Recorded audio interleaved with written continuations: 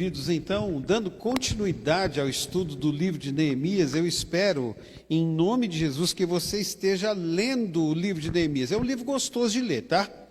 Fique tranquilo, é um livro gostoso de ler, um livro histórico, um livro que está cheio de situações interessantes. Então, gaste e invista este tempo na leitura. Mas é interessante, hoje nós vamos conversar um pouco sobre o capítulo 4, mas no capítulo 8, Neemias pede que Esdras, o escriba, leia a palavra. E ele fez isso pela manhã até o meio-dia, e foi um momento de muita emoção com o povo de Deus. Eles leram e explicaram a palavra e o povo se alegrou muito. A gente vai chegar ainda nesse ponto, nós ainda vamos estudar o capítulo 8, mas por que eu estou falando disso? Porque eu decidi, assim como fiz na IBT hoje pela manhã, ler todo o capítulo 4. Não se assustem, não são tantos versículos assim, mas eu faço questão de ler. E quero que você reflita. De propósito, eu não coloquei na projeção, ok? A gente vai ler, eu vou ler e vocês vão ficar atentos à minha voz, atentos à palavra que vai ser lida nessa noite. O título dessa mensagem é: Na reconstrução, a pá em uma mão e a espada na outra. Amém? Vamos lá, vamos ver o que Deus tem para nós nesta noite. Acompanha comigo. Se você quiser, você pode abrir a sua Bíblia ou seu aplicativo aí também, tá bom? Quando Sambalate soube que estávamos reconstruindo o muro, ficou furioso. Ridicularizou os judeus e, na presença de seus compatriotas e dos poderosos de Samaria, disse: o que estes frágeis judeus estão fazendo? Será que vão restaurar o seu muro? Irão oferecer sacrifícios? Irão terminar a obra num só dia? Será que vão conseguir ressuscitar pedras de construção daqueles montões de entulho e de pedras queimadas? Tobias, o amonita, que estava ao seu lado, complementou: pois que construam, basta que uma raposa suba lá para que o muro de pedras desabre. Ouve-nos, ó Deus, pois estamos sendo desprezados. Faze cair sobre eles a zombaria, e sejam eles levados prisioneiros como despojo para outra terra. Não perdoe os seus pecados, nem apague as suas maldades, pois provocaram a tua ira diante dos construtores. Nesse meio tempo, fomos construindo o muro, até que em toda a sua extensão chegamos à metade da sua altura, pois o povo estava totalmente dedicado ao trabalho. Quando, porém, Sambalate, Tobias, os árabes, os amonitas e os homens de Asdote souberam que os reparos dos muros de Jerusalém tinham avançado e que as brechas estavam sendo fechadas, ficaram furiosos. Todos juntos planejaram atacar Jerusalém e causar confusão. Mas nós, orando ao nosso Deus, colocamos guardas dia e noite para proteger-nos deles. Enquanto isso, o povo de Judá começou a dizer: os trabalhadores já não têm mais forças, e ainda há muito entulho. Por nós mesmos não conseguiremos reconstruir o muro. E os nossos inimigos diziam: antes que descubram qualquer coisa ou nos vejam, estaremos bem ali, no meio deles. Vamos matá-los e acabar com o trabalho deles. Os judeus que moravam perto deles 10 vezes nos preveniram: para onde quer que vocês se virarem, saibam que seremos atacados de todos os lados. Por isso, posicionei alguns do povo atrás dos pontos mais baixos do muro, nos lugares abertos, divididos por famílias, armados de espadas, lanças e arcos. Fiz uma rápida inspeção e imediatamente disse aos nobres, aos oficiais e ao restante do povo: não tenham medo deles. Lembrem-se que o Senhor é grande e temível, e lutem por seus filhos e suas filhas, e por suas mulheres e por suas casas. Quando os nossos inimigos descobriram que sabíamos tudo o que Deus tinha e que Deus tinha frustrado a sua trama, todos nós voltamos para o muro, cada um para o seu trabalho. Daquele dia em diante, enquanto a metade dos homens fazia o trabalho, a outra metade permanecia armada de lanças, escudos, arcos e couraças. Os oficiais davam apoio a todo o povo de Judá, que estava construindo o muro. Aqueles que transportavam material faziam o trabalho com uma mão e com a outra seguravam uma arma. E cada um dos construtores trazia na cintura uma espada. Enquanto trabalhava, e comigo ficava um homem pronto para tocar a trombeta. Então eu disse aos nobres, aos oficiais e ao restante do povo: a obra é grande e extensa, e estamos separados, distantes uns dos outros ao longo do muro. Do lugar de onde ouvirem o som da trombeta, ajuntem-se a nós ali. Nosso Deus lutará por nós. Dessa maneira, prosseguimos o trabalho com metade dos homens empunhando espadas, desde o raiar da alvorada até o cair da tarde. Naquela ocasião, eu também disse ao povo: cada um de vocês e o seu ajudante devem ficar à noite em Jerusalém, para que possam servir de guarda à noite e trabalhar durante o dia. Amém? Amado Deus, obrigado por tua palavra, ela é tão rica, traz tanto ensinamento, que poderíamos ficar várias horas, talvez dias, só estudando esse capítulo. Mas queremos, ó Deus, que o Senhor nos traga a luz nesta noite, para que a nossa vida seja também abençoada e edificada por esta história tão maravilhosa. É o que nós te pedimos, Deus, em nome de Jesus. Amém. Amém, querido? Se você está acompanhando os estudos aí de Neemias, você já percebeu que não se trata simplesmente de um estudo de uma reconstrução. Não é como um livro histórico, não é como aqueles livros que a gente tinha ou ainda tem, dos estudos na faculdade, ou na escola, ou no colégio, ou no ensino médio, em que você lê a história e fica sabendo lá quantos canhões, quantos soldados, aonde aconteceu a guerra. Existe muito ensinamento nesse livro. Na verdade, é uma reconstrução não somente de um muro, mas de uma identidade de um povo que estava humilhado, que estava sem propósito. Então, toda essa história de reconstrução é uma história de reconstrução de um povo.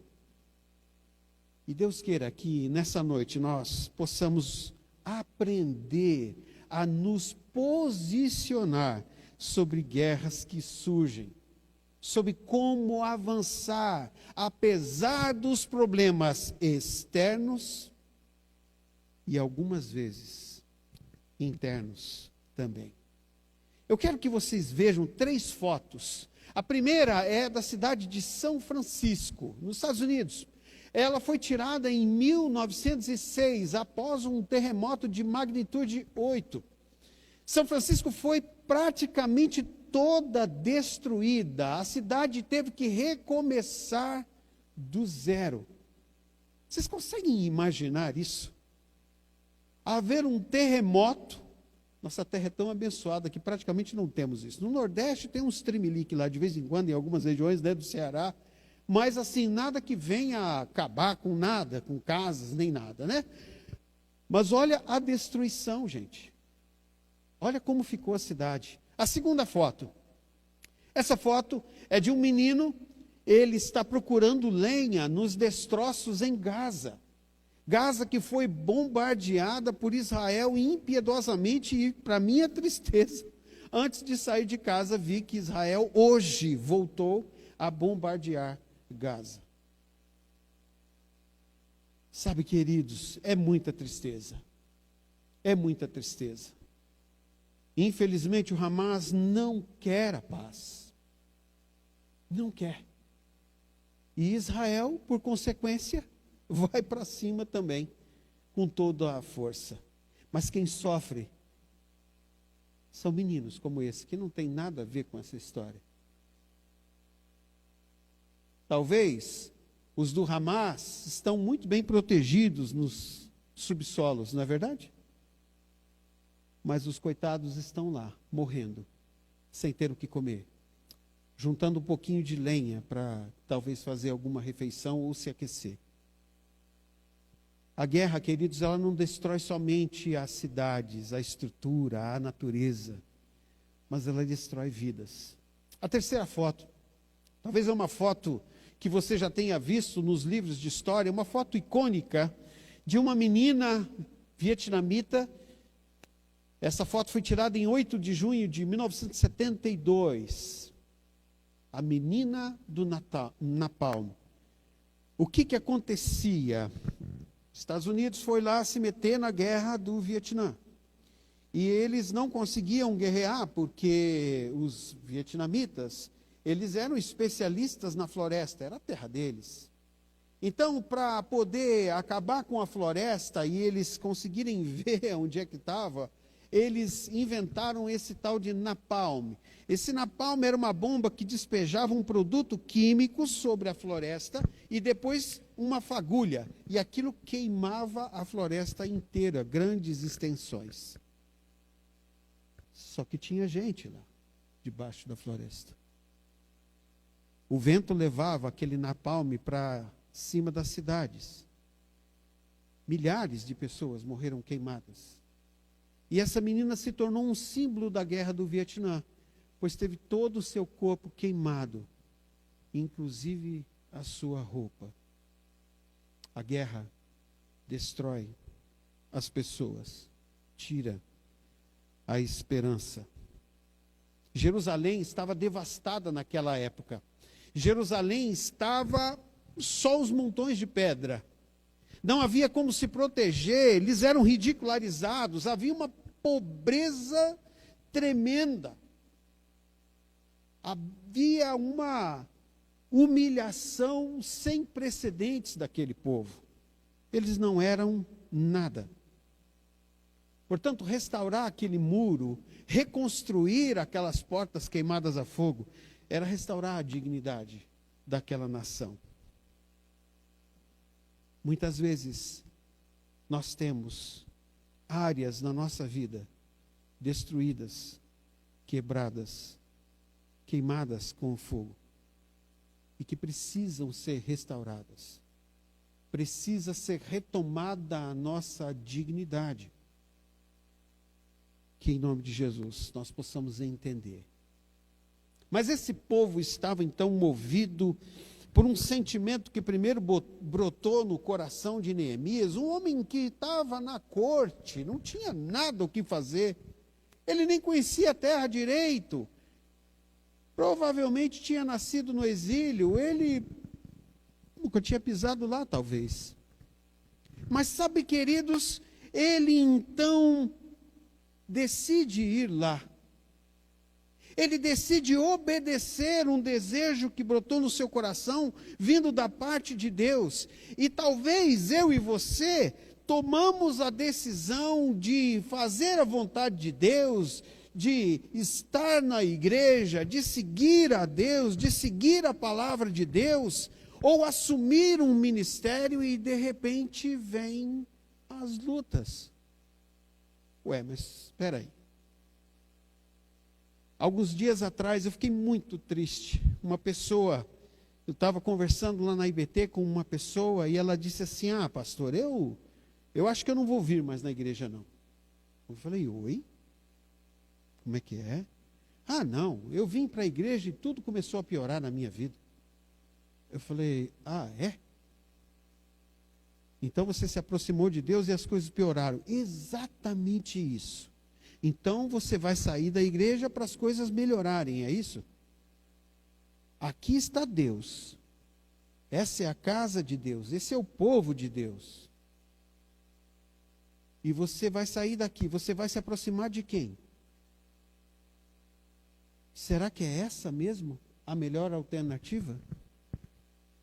Para minha tristeza e surpresa, talvez de vocês, ela realmente não voltou mais. Tentei contato, nem resposta. Que Deus tenha misericórdia. Mas sabe, queridos, muitas vezes, quando nós nos aproximamos de Deus, nós sofremos ataques. Esses ataques podem ser, muitas vezes, externos, injustos. Buscar a Deus incomoda o inimigo. Olha o que diz 1 Pedro 5:8. Diz: o diabo, o inimigo de vocês, anda ao redor como um leão, rugindo e procurando a quem possa tragar ou devorar.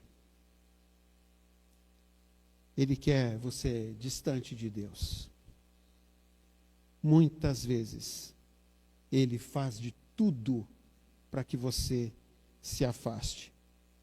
E existiu um padrão ali, lembra da leitura? O Sambalate que começa então a levantar uma situação de oposição ao povo de Deus. A primeira expressão que ele usa é: estes frágeis judeus, o que esses frágeis judeus estão fazendo? Ele ataca a identidade, a honra daquele povo, que com poucos recursos, ou utilizando até mesmo os restos daquilo que estava lá derrubado, tentando reconstruir. E ele já vem e escancara: vocês são frágeis, vocês são inúteis. Você já ouviu isso? Você não tem talento. Para com isso, você não vai chegar a lugar nenhum. Ou às vezes as pessoas não falam, mas você sente no olhar, não é? Muitas vezes as pessoas nos julgam e nos inferiorizam, buscando nos atrapalhar. Ele continua dizendo assim: irão oferecer sacrifícios, questionando a fé.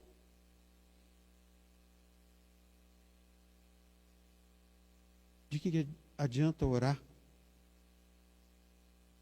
Se Deus existisse mesmo, não teria sofrimento no mundo. Já ouviram esse tipo de expressão? Ou já ouviram pessoas se comportando com esse tipo de expressão? Porque tem muita gente que não fala escancarada ou rasgadamente, como eu estou dizendo aqui.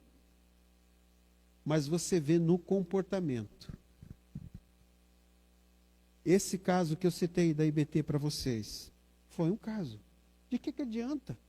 Eu me aproximo de Deus e as coisas começam a dar errado para mim. Mas ele continua dizendo: ressuscitarão pedras queimadas. Ele estava zombando do propósito do povo. Você já ouviu isso? A sua família será salva, o seu casamento, os seus negócios vão glorificar a Deus, sua casa vai ter paz? Sempre puxando para baixo. Aí Tobias, emendando, né, se sentiu fortalecido pela palavra de Sambalate, aquele que vai junto, né? Ele pega e diz assim: basta que uma raposa suba e tudo aí vai cair. Ridicularizando a capacidade. E aí alguém chega para você e fala assim: para com esse negócio, você nunca termina nada. Não adianta nem você começar. Ah, queridos, muitas batalhas são externas à nossa vontade. A nossa confiança não deve estar só nas nossas forças. Porque quando ela está apoiada somente em nós, tem muito mais força o que vem de fora, entende?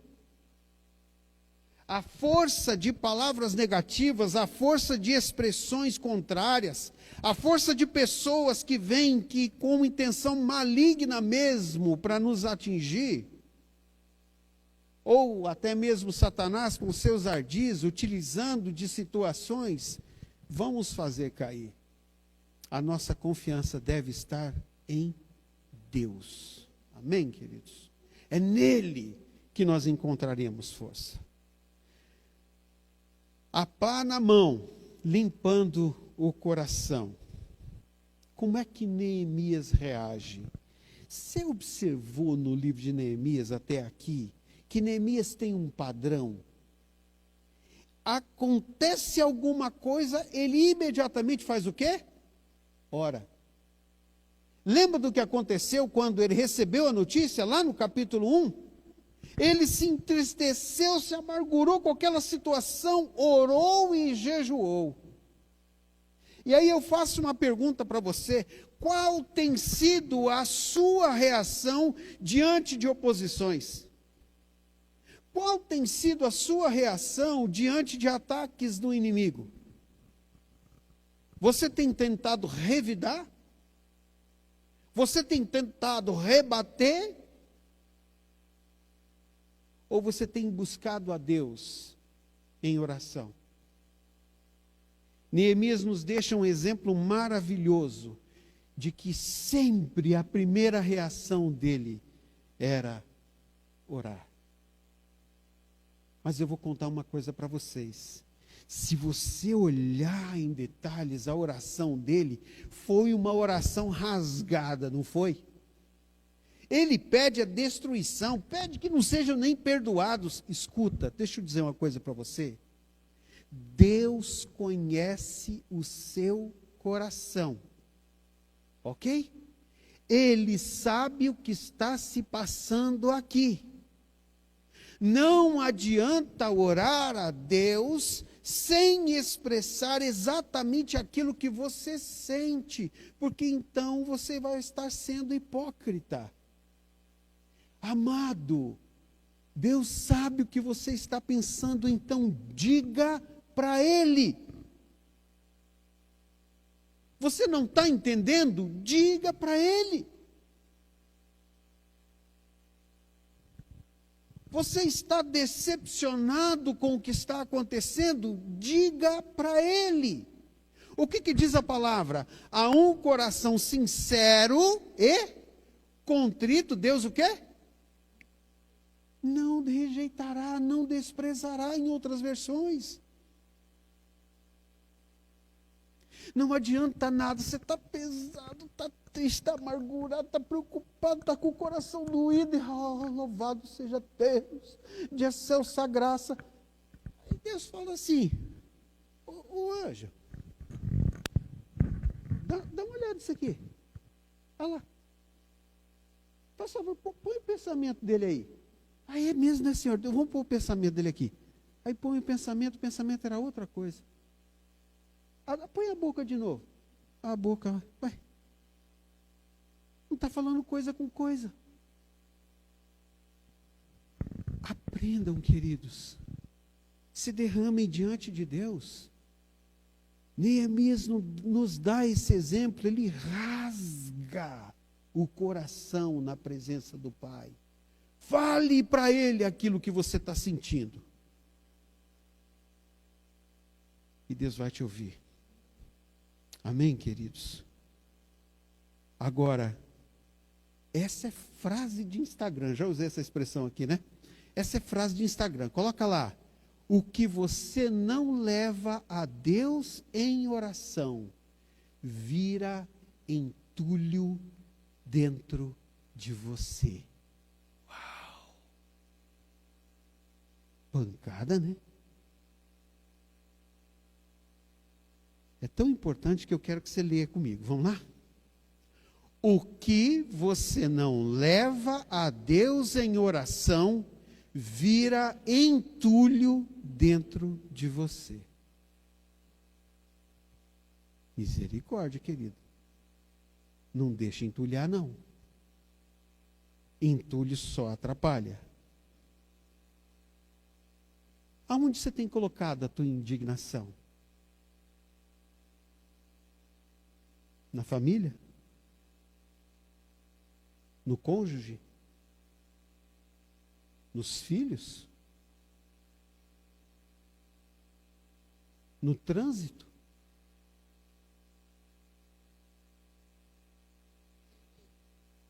A pá na mão é a melhor réplica, oposição.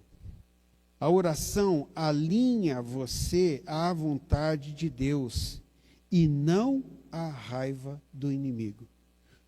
Tudo que Sambalate queria, mas tudo que ele queria, era que aquele povo fraco, debilitado, parasse com a obra e ainda fosse tentar guerrear com eles. Por quê?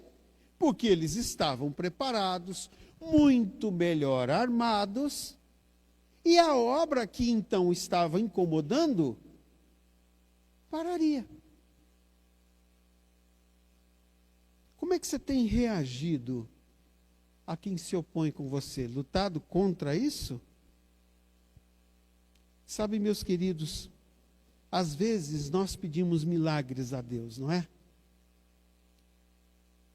Neemias poderia ter pedido um milagre a Deus. Deus, dizima logo tudo e acaba com esse povo e tal, e raios e trovões e acabou. Eu já fui atendido na minha vida com milagres. Milagres mesmo. Milagres de cura. Milagres inexplicáveis mediante a medicina. Milagre mesmo, queridos. Acho que eu contei para vocês aqui, não foi? Uma vez que eu estava com um abscesso aqui no estômago e simplesmente desapareceu instantaneamente. Depois de mais de uma semana, e fiquei internado e tudo, e Deus tirou assim, ó. Só que deixa eu contar uma coisa para vocês. Às vezes, Deus não está interessado no milagre, na sua e na minha vida.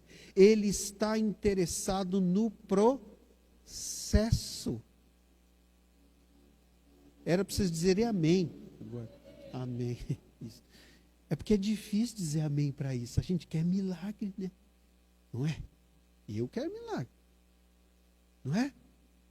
Mas às vezes Deus precisa de processo.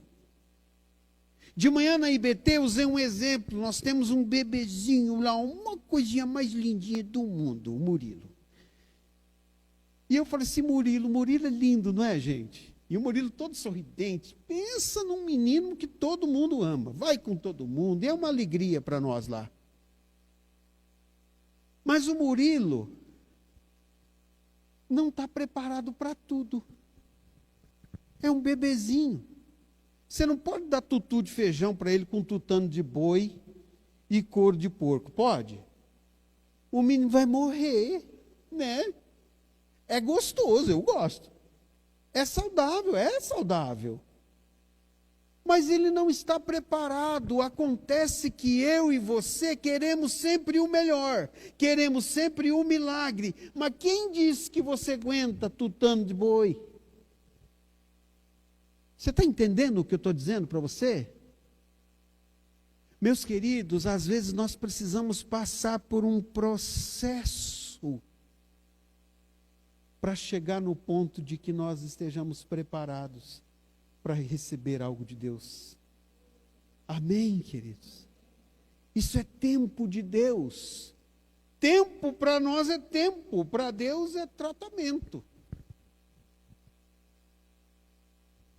A pá numa mão, retirando os entulhos. O pastor Marcos conta que o terreno que ele mora, quando ele chegou era muito bonito, tinha palmeiras plantadas no fundo e tinha árvore frutífera e tal. Só que ele notou que pouco tempo depois, essa palmeira tão bonita que havia sido plantada ali morreu. As frutas nunca deram fruta.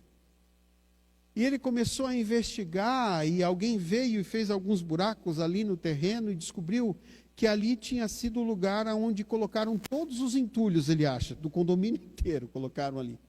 Só tinha uma capinha assim de terra, o resto era tudo pedra, resto de cimento e coisa arada. Não tinha terra por baixo. Resultado: esse entulho que estava encoberto não gerava vida. Olha só o que nos diz 2 Coríntios capítulo 2, 10 e 11. Diz assim: se vocês perdoam a alguém, eu também perdoo, e aquilo que perdoei, se é que havia alguma coisa para perdoar, perdoei na presença de Cristo por amor a vocês. Se é que havia alguma coisa para perdoar, perdoei na presença de Cristo por amor a vocês, a fim de que Satanás não tivesse vantagem sobre nós, pois não ignoramos as suas intenções. Meus queridos, o entulho na minha vida, na sua vida, pode atrapalhar, sim, a vontade de Deus para você. O entulho que precisa ser retirado é o processo que muitas vezes Deus precisa fazer na sua vida, na minha vida, para que eu possa estar em condições de receber o milagre de Deus. Eu já contei para vocês que quando eu saio de ministro de crianças na IBB e vou para a IBT, na semana seguinte Deus me quebra a perna. Fratura exposta, 30 dias com a perna pendurada, 21 pinos na perna. Meu Deus, mas eu tinha dito sim para a obra. Por que Deus permitiu isso? Acontece que eu não tinha parado, queridos. De ministro de crianças eu já ia iniciar, com uma semana só de folga, já iniciar um propósito. E Deus falou assim, espera aí, rapaz, vou ter que te quebrar para você ter um tempo comigo. Oh, meus irmãos, quanta dor. Quanto sofrimento, quanto tempo de agonia, com aquela perna para cima. Mas só eu e Deus sabemos o quanto Deus falou ao meu coração nesse tempo. Tire os entulhos da sua vida. Tire os entulhos. A espada na mão é segurança e garantia. A nossa batalha, queridos, não é contra carne e sangue, mas contra potestades. A palavra de Deus é a nossa espada. Amém? Efésios capítulo 6, versículo 17. Usem o capacete da salvação e a espada do Espírito, que é a palavra de Deus. Tudo vai passar. Eu falei isso aqui na escola dominical. Quem estava aqui ouviu. Tudo vai passar, menos a palavra do Senhor. É ela quem vai dar base para a nossa vida. Não lutamos com armas. Lutamos com o conhecimento da palavra de Deus. Não tenham medo deles. Lembrem-se que o Senhor é grande e temível. Amém, queridos? Esse é o nosso Deus. Esse é o Todo-Poderoso, que está contigo, que está comigo e que luta as nossas batalhas.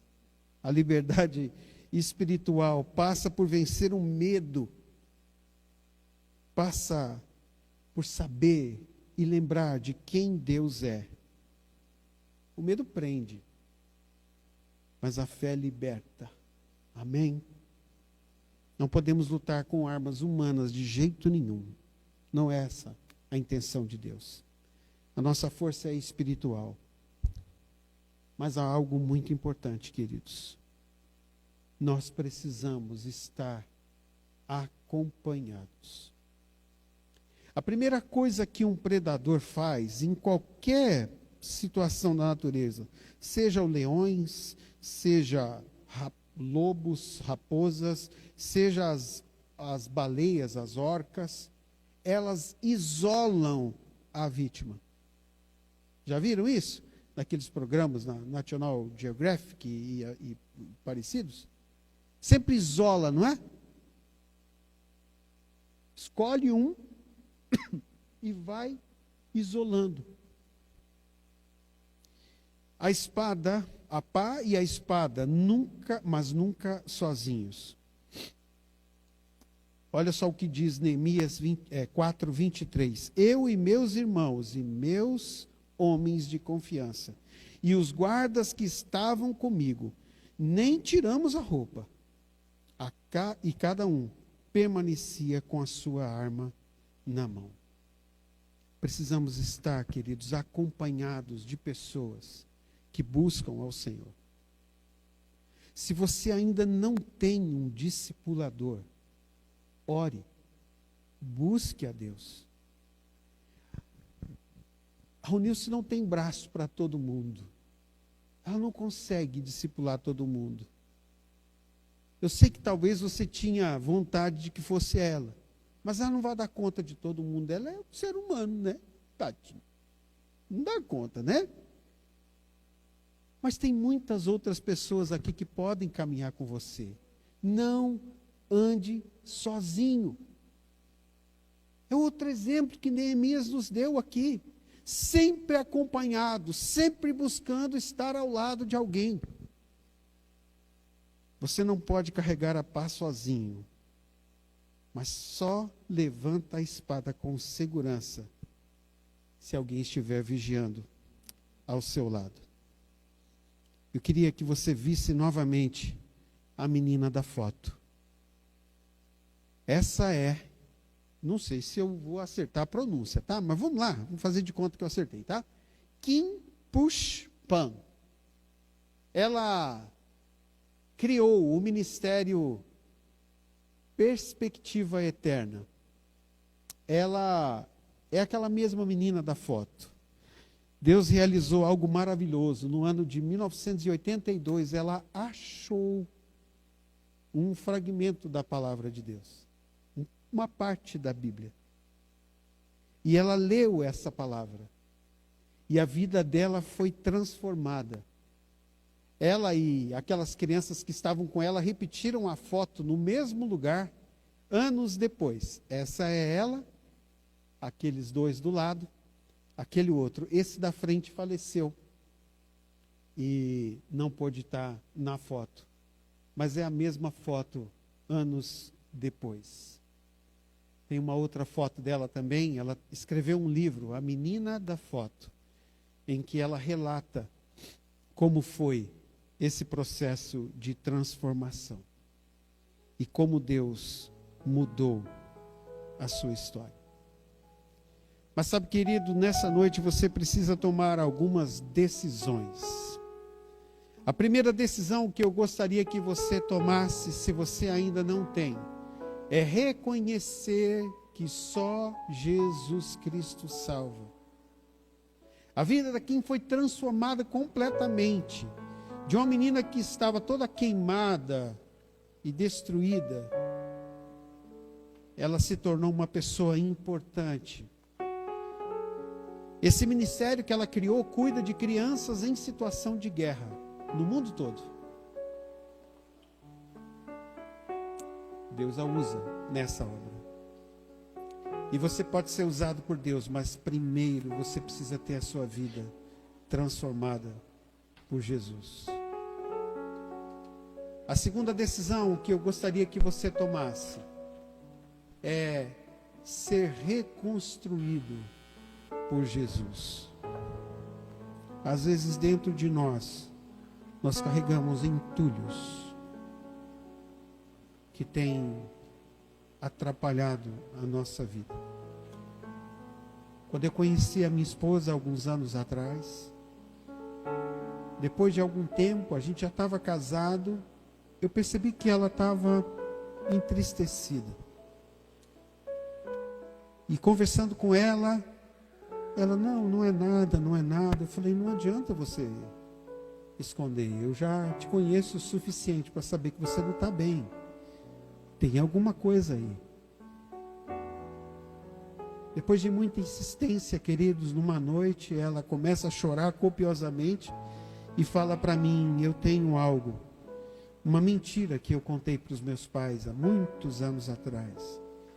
E eu carrego esse peso no meu coração. Eu me ajoelhei do lado dela, ela estava sentada no sofá, orei por ela.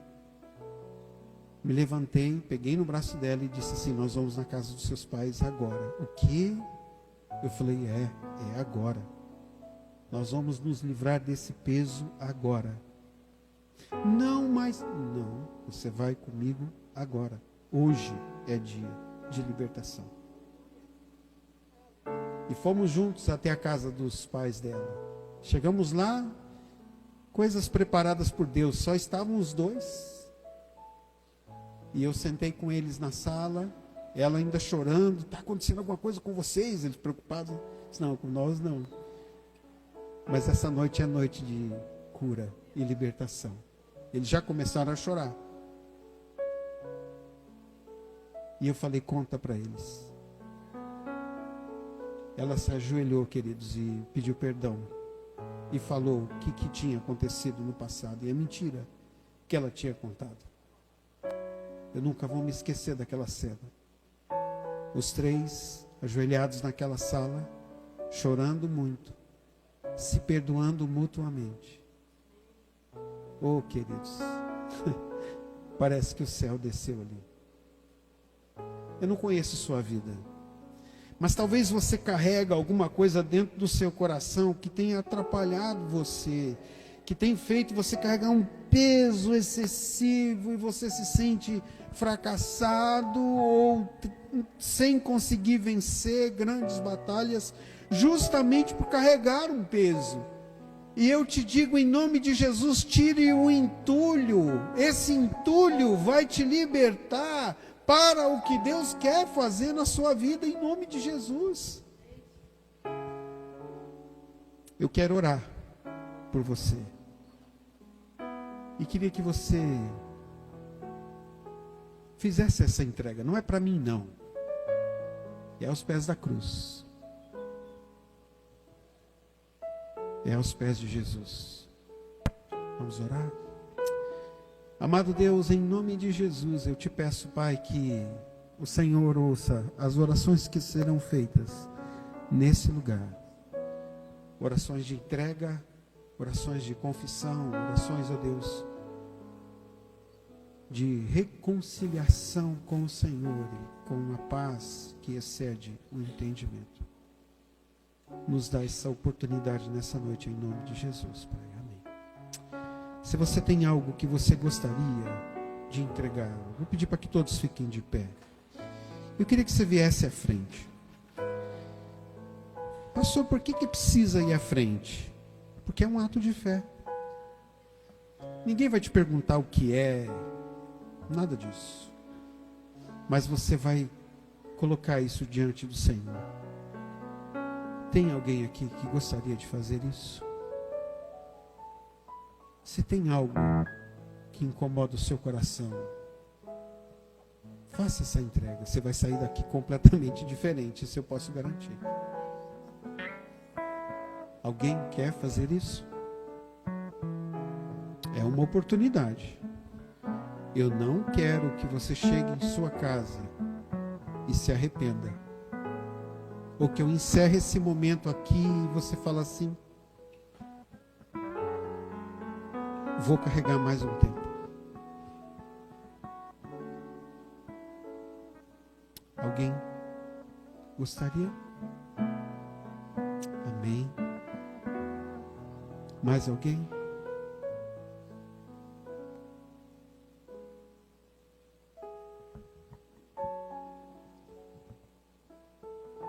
Mais alguém?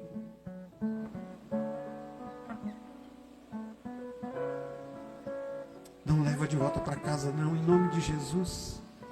Não leva não. Não leva não, em nome de Jesus. Se você tem algo para colocar diante do Senhor, faça isso agora, em nome de Jesus.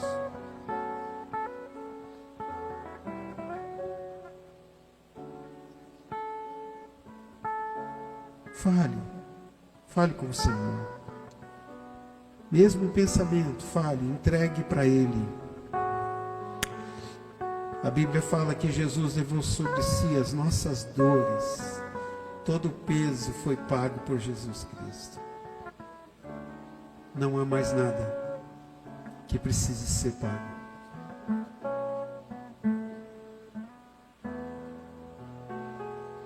Amado Deus, eu vejo lágrimas correndo em alguns rostos aqui, Pai. E eu te agradeço, Deus, porque o Senhor é maravilhoso demais. E tem feito uma obra extraordinária nessa noite.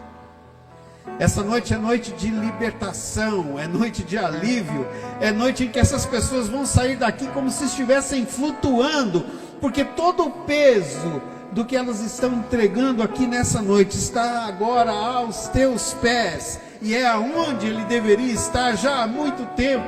Mas obrigado porque o Senhor está proporcionando isso nessa noite. Louvado seja o seu nome. Obrigado, Pai. Só o Senhor mesmo pode fazer coisas como essa. Por isso te agradecemos, Pai, em nome de Jesus. Amém. Vocês que fizeram alguma entrega, olhem para mim. Olhem para mim. Olhem para mim. Escutem o que eu vou dizer agora. Não levem de volta. Ok? Entregue. Está entregue. O diabo vai querer te acusar de novo. Ele vai querer pesar a mão de novo em você. Quando ele fizer isso, você fala assim: ei, cidadão, eu já entreguei aos pés da cruz, já não devo nada não. Todo o perdão, todo o livramento já foi dado. Amém? Voltem para casa abençoados em nome de Jesus. Amém. Deus os abençoe.